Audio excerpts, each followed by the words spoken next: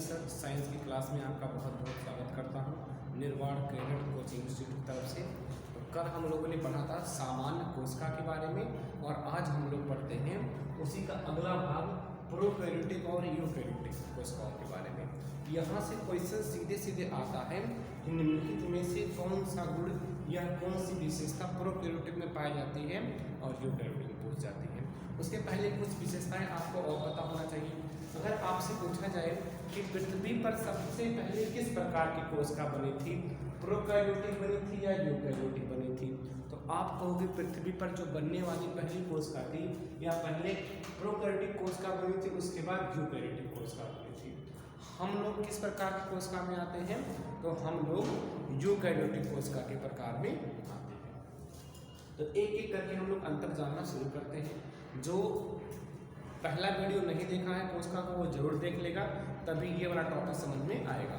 तो कल हमने या पिछली वाली वीडियो जो देखोगे आप उसमें जो हमने बनाया था फिगर संरचना बनाई थी वो यूकैरियोटिक का था। तो दोनों का बना के हमें जनरल दिखा दे रहे हैं ताकि आपको आसानी हो याद करने में। इस तरीके से कुछ आप देखोगे ये यूकैरियोटिक था, इसमें केंद्रक होता है, केंद्रक कला पाया जाता है, इसके अंदर केंद्रक होता है, इसके अंदर क्रोमैटिन होगा और यहाँ पर कुछ आप लोगों ने कुछ इस तरीके से डीएनए की संरचना देखी थी। क्लोरोप्लास्ट पाया जाता है इसके अंदर में, यहाँ पे आपने रेटिका बनाया था, यहाँ पे एंडोप्लाज्मिक रेटिकुलम की संरचना कुछ ऐसे थी, गाल्गी बॉडी और लाइसोसोम। तो कुछ इस प्रकार से संरचना होती थी यूकैरियोटिक। और प्रोकैरियोटिक संरचना कैसे होती है, इसकी बहुत सिंपल, बस ऐसे कर देते हैं हम लोग और यहाँ पे एक संरचना एक्स्ट्रा पाई जाती है। तो बस ये संरचना होती है प्रोकैरियोटिक की और ये संरचना होती है यूकैरियोटिक की। तो आप लोग को देख के लग ही रहा होगा कि प्रोकैरियोटिक कोशिका कितनी सिंपल होती थी और यूकैरियोटिक कोशिका कितनी कॉम्प्लेक्स और जटिल होती है। तो यहाँ पे हम एक एक अंतर को जानना शुरू करते हैं। तो यहाँ पर सबसे पहला अंतर जो सबसे इम्पोर्टेंस होता है वो होता है केंद्रक को लेकर। यहाँ पर जो आप केंद्रक देख रहे हो इसका केंद्रक अल्प विकसित होता है और इसका केंद्रक सुविकसित होता है। तो यहाँ पर क्या लिखेंगे, पहले पॉइंट में नोट बनाते चलिएगा तभी आप लोग को याद रहेंगी बातें। तो यहाँ पे देखोगे हम क्या लिखेंगे, जो केंद्रक होता है वो अल्प विकसित होता है, केंद्रक अल्प विकसित होता है और यहाँ पर लिखेंगे केंद्रक सुविकसित होता है।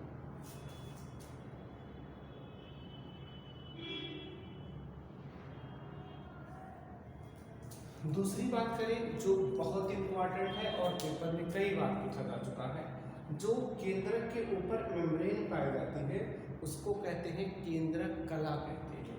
तो देखो इसके पास क्या है, केंद्रक कला नहीं पाया जाता है और इसके पास केंद्रक कला उपस्थित होता है। तो क्या लिखेंगे हम इसमें, हम लिखेंगे इनके पास या इस प्रकार की कोशिका में या इसके पास इसके केंद्रक के पास केंद्रक कला का अभाव होता है, केंद्रक कला का अभाव होता है। और इसके पास क्या होता, केंद्रक कला पाया जाता है, इसमें केंद्रक कला पाया जाता है। इंग्लिश में न्यूक्लियर मेम्ब्रेन,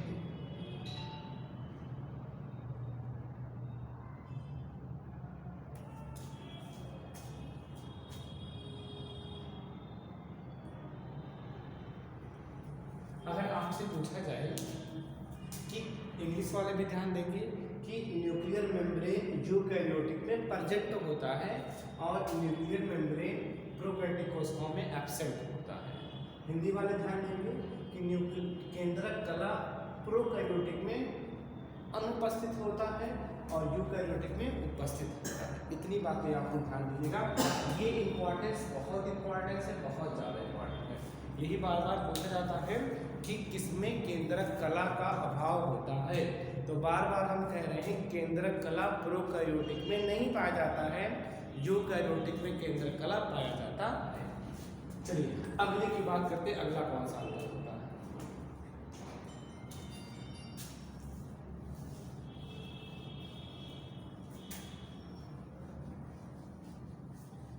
अगला देखो, बात करते हैं कुछ कोशिकांगों की कि कौन कौन से कोशिकांग इसमें नहीं पाए, इसमें पाए जाते हैं।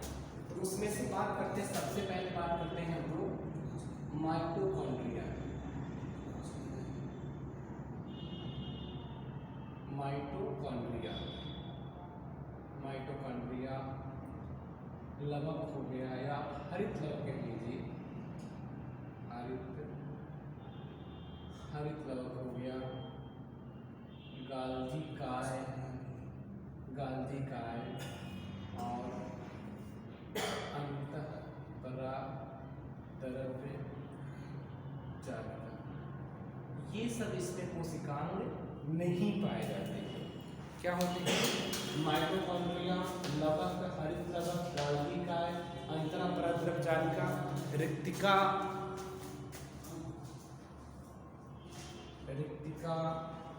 ये सब इसमें नहीं पाए जाते हैं। और यूनिट में कंटिन्यू, इसमें सभी कोशिका, इसमें क्या होगी? सभी कोशिका, इसमें सभी कोशिका पाए। लेकिन याद रखना, आप इसमें कभी ये भी नहीं कहना कि केंद्रक नहीं पाया जाता है। केंद्रक पाया जाता है, इसका केंद्रक अल्प विकसित होता है, इसका केंद्रक सुविकसित होता है। ऐसा हम नहीं करवा सकते आप सबको, इसमें सभी कोशिकांग पाए जाते हैं और इसमें सभी कोशिकांग नहीं पाए जाते हैं। क्योंकि पहला ही अंतर लिखा आप लोगों ने, इसमें केंद्रक पाया जाता है, इसका केंद्रक अल्प विकसित होता है, इसका केंद्रक सुविकसित होता है। तो ये आप कभी नहीं कहोगे इसमें सभी कोशिकांग पाए जाते हैं और इसमें सभी कोशिकांग नहीं पाए जाते, ये आप कभी नहीं कहोगे।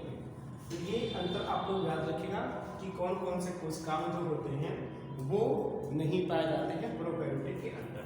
आइए जानते हैं कौन कौन से पाए जाते हैं, नोट करते चलिएगा आप लोग।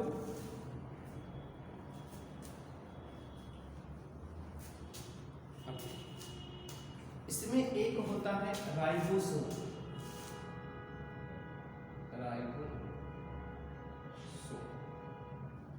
इसमें भी राइबोसोम पाया जाता है और इसमें भी राइबोसोम पाया जाता है। लेकिन इनके राइबोसोम और इनके राइबोसोम में क्या अंतर होता है? इनका जो राइबोसोम होता है वो 70S प्रकार का होता है, जबकि जो इनका राइबोसोम होता है वो 80S प्रकार का। तो हम समझ पा रहे होंगे, ये समझना बहुत आसान है कि ये भी कैसा, ये भी कोशिकांग है और ये भी कोशिकांग है। इसका जो राइबोसोम है वो 70S प्रकार का होता है और इसका राइबोसोम 80S प्रकार का होता है। तो ये अंतर भी आप लोग समझ पा रहे होंगे। चलिए अगले अंतर की बात करते हैं।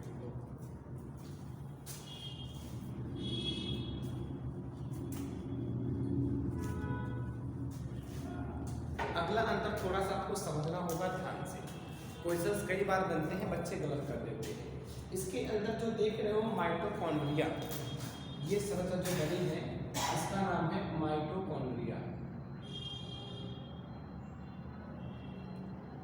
माइटोकॉन्ड्रिया अगर पूछा जाए कैसा कोशिकांग है या किसमें सहायता करता है, तो ये सहायता करता है रेस्पिरेशन, ये सहायता करता है रेस्पिरेशन में, श्वसन में सहायता करता है। और श्वसन सबके लिए आवश्यक है, चाहे वो प्रोकैरियोटिक हो, चाहे यूकैरियोटिक हो, चाहे पादप कोशिका हो, चाहे जंतु कोशिका हो, सभी के लिए रेस्पिरेशन करना बहुत जरूरी है। रेस्पिरेशन के बिना कोई जीवित नहीं रह सकता है। तो बात करें इनके पास तो माइटोकॉन्ड्रिया होता नहीं है, तो ये कैसे रेस्पिरेशन करते हैं? यहाँ पे एक संरचना पाई जाती है जिसका नाम होता है मेसोसोम, मेसोसोम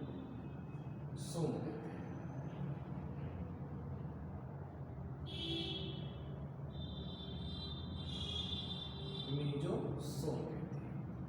तो यहाँ से दो क्वेश्चन बनता है। एक तो पूछा जाता है कि प्रोकैरियोटिक में श्वसन कहाँ पे होता है, तो आप कहोगे मेसोसोम में होता है।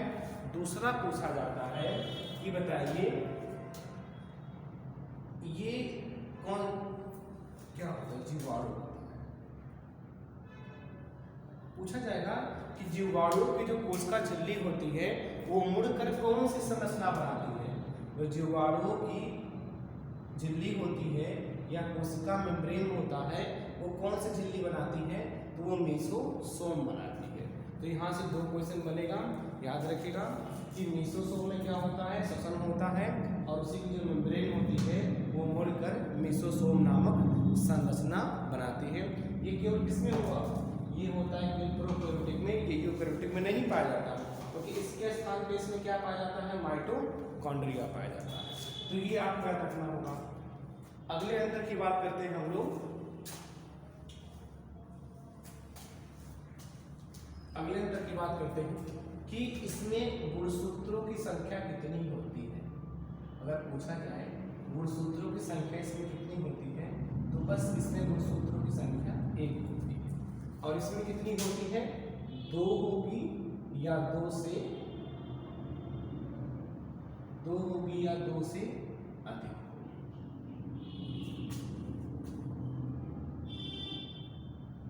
ये आप याद रखिए। तो अगर पूछा जाए आपके उदाहरण कौन कौन से होते हैं, तो उदाहरण भी आपको जानना बहुत जरूरी है। तो हम उदाहरण के बारे में बात करते हैं कि कौन कौन से उदाहरण इसमें आते हैं, और इसके उदाहरण फिक्स रहेंगे, आप लोग याद कर लेंगे तो आगे कोई गलती नहीं करेंगे। तो कौन कौन से उदाहरण होते हैं उनके ध्यान दो। एक तो हमने नीचे दिखाई है, जीवाणु होते हैं। अगले होते हैं BGA, जिसे इंग्लिश में कहते हैं ब्लू ग्रीन एल्गी, इसी को नीली हरी शैवाल। लेकिन ध्यान देना ये शैवाल नहीं होता, ये जीवाणु ही होता है। तो पहला हो गया आपका जीवाणु, दूसरा बीजीए, तीसरे की बात करें तो माइकोप्लाज्मा,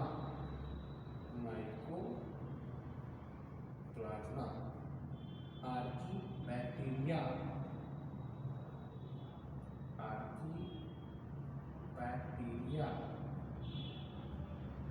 बस इन 4 एग्जाम्पल याद कर लो, कभी भी गलती नहीं होगी कि कौन कौन से प्रोकैरियोटिक में आते हैं। जीवाणु आते हैं, बीजीए एल्गी आते हैं, जिसे नीली शैवाल कहते हैं, माइकोप्लाज्मा आता है और आर्कीबैक्टीरिया आता है। यही 4 इसका एग्जाम्पल होता है। अगर इसे आप याद कर लोगे तो बड़े आराम से याद करेगा। इसमें क्या करेंगे, सभी विकसित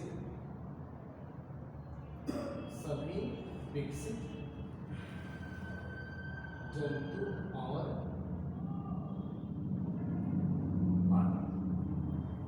तो बस आज इतना ही, और हम उम्मीद करते हैं कि ये वीडियो आपको समझ में आया होगा। जो समझ में ना आया हो आप अगली क्लास में या कमेंट करके बताइएगा, उसको आगे से सही किया जाएगा। चलिए, आपका बहुत बहुत धन्यवाद।